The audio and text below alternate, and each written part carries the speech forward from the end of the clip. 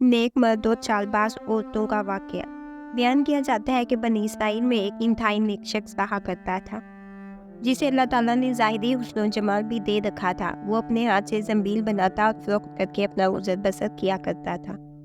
एक दिन वो बादशाह के दरवाजे पर से गुजर रहा था कि बादशाह की बीवी की खातमा ने इसे देख लिया।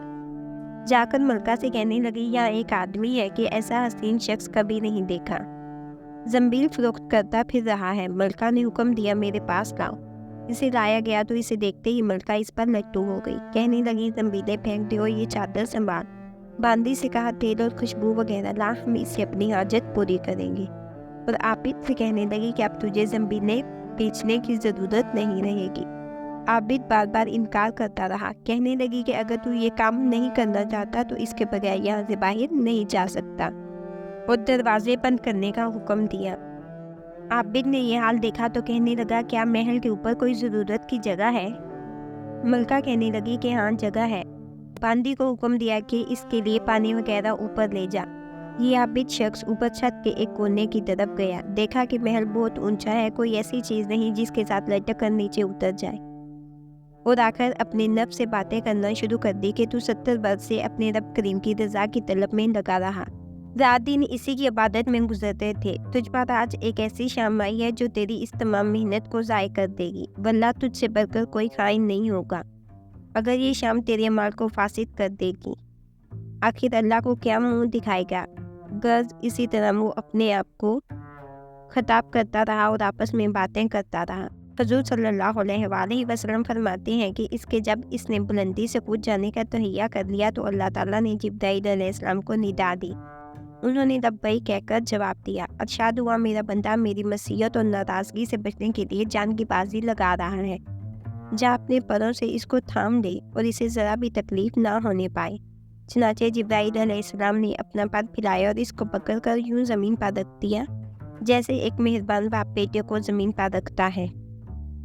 फरमाया कि आबिद यहाँ से सीधा घर गया, जंबीलें वगैरह वहीं रह गईं। सूरज गुरूब हो रहा था। बीवी कहने लगी, जंबीलों की कीमत कहाँ है? कहने लगा, आज तो इनका कुछ नहीं मिला। कहने लगी, तो आज रात अफ्तार किस चीज़ से करेंगे? कहने लगा, आज की रात यूं ही ज़रा सब्र से काट लेंगे। फिर कहने लगा, उठकर तंदूर में आग जला दे। अगर हमारे हमसाए तंदूर में आग नहीं देखेंगे तो न जाने क्या ख्यालात इनके जहनों में दौड़ेंगे। खामखा इन्हें परेशानी का सामना करना पड़ेगा। बीवी ने उठकर तंदूर में आग जला दी और खुद वापिस आकर बैठ गई। एक पड़ोसन आग लेने को आई।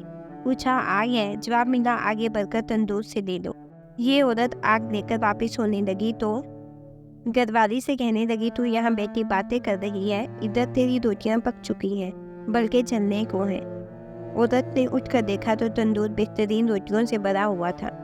औरत ने इन्हें बर्तन में रखा और खामद के पास ले आई और कहने लगी कि तेरे साथ अल्लाह ताला का ये मामला तेरे बुलंद दर्जात की वजह से ही हो सकता है, लिहाजा तो अल्लाह ताला से दुआ मांग के हमारी बाकी उम्र खुशहाली और फराखी में गुजरे।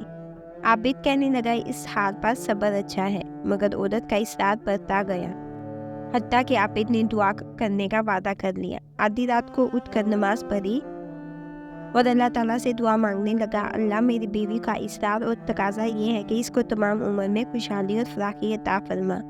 इतने में छत फट गई और यकूत और मोतियों से भरी हुई एक तश्तरी नीचे आई, जिससे तमाम घर जगमगा उठा। आबिद ने बीवी का पाँव दबाया जो करीब ही में सोई हुई थी और कहा कि उठकर बैठ, जो कुछ मांगती थी वो संभाल ले।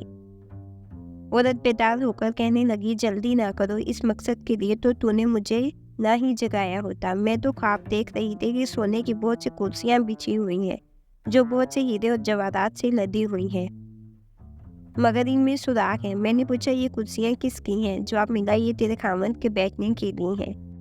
मैंने पूछा, ये सुराख क्या है? जवाब मिला, ये वही नुक्स और कमी है जो दुनिया की जल्दबाजी की वजह से वाक़ई हुई है। तो मैंने कहा कि मैं किसी ऐसी चीज़ की ख्वाहिश नहीं रखती जिससे तेरी नशिस्तगाह में नुक्स पैदा हो। रब से इसे वापस करने की दुआ कर लो। आबिद ने दुआ की और तश्तरी वापस चली गई। बेशक जो अल्लाह के खौफ से अपने आप को नफसानी ख्वाहिशात से बचाता है तो अल्लाह ताला यकीनन इसकी मदद फरमाता है। अल्लाह पाक से दुआ है कि अल्लाह पाक हमें इस वाक़े से सबक हासिल करके इस पर अमल करने की तौफीक अता फरमाए। आमीन।